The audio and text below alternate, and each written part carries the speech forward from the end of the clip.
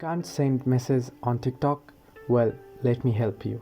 Hello everyone, welcome back to our channel. Today I'll guide you on how you can fix your TikTok message issue.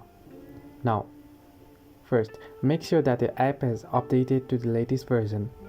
Head over to your Play Store and search for TikTok. If your app isn't updated, you'll get a little update button instead of this open option that you can see on the screen right now.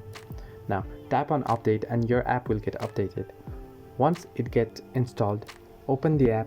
Here, you'll find a little inbox option. Click on it and you will be able to text friends or direct message them. Now, sometimes you'll get an issue that you won't be able to send a message on TikTok. In that case, check your internet connection and make sure that your internet connection is strong. If not, try using cellular data. Make sure you have verified your phone number on TikTok. Hope this will help. Do like and subscribe, and do not forget to leave a comment down below if you have any further issues.